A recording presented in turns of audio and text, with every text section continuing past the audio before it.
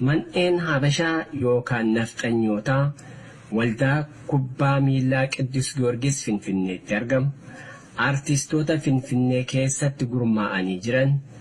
Akkasuma manneen tiyaatiraa Finfinnee Biheeraawi Tiyaatirii, Hagar Fiqir Tiyaatirii, Raas Tiyaatirii kanneen jedhaman.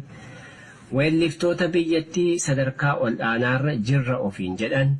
Akkasumas TV Itoophiyaa keessatti hiddi isaanii hafeeraam. Gaazexeessitoota keenyaaf mee hojii manaa tokko tokko halaadnu. Artistoota isaanii bebbeekamoon ofiin jedhan mee ofitti fidaatii gaafadhaam.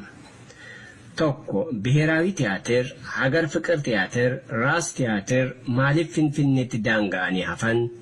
Saboota biyyattii beeksisuu irratti gumaachi isaan taasisan maalidha?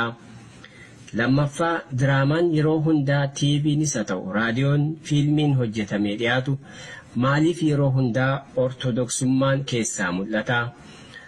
Taatotni maaliif ortodoksii qofa irratti hordofaman? Fiilmiin hojjetamu maaliif musliimtota kan makate hin taane? Seenaan fiilmii keessa jiru maaliif kiristaanuma qofa irratti hundaa'a?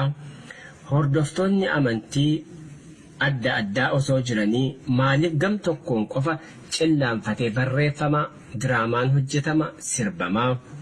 Artistoonni maaliif waldaan yennaa ijaaraman amantiima tokko jalatti maaliif golboobamuu kan jedhu gaafadha.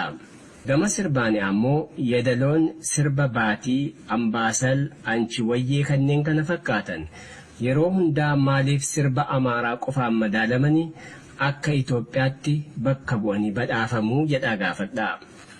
Diraamaa fi fiilmii hojjetamu irratti naannolee jechuurra Kifla Hagar maaliif jedhu? Adaamaa Bishooftuu jechuu maaliif lagatu? Kanneen kana fakkaatan qotaati jara as baasaati ummataaf dhiyeessaa. Faallaa kana ammoo ijaarsi artistoota Oromoo fi saboota akkasumas Kush akka ol ba'ee Finfinnee keessatti galma mataasaa qabaatullee irratti hojjedha. Kun dhaamsa keenyadha.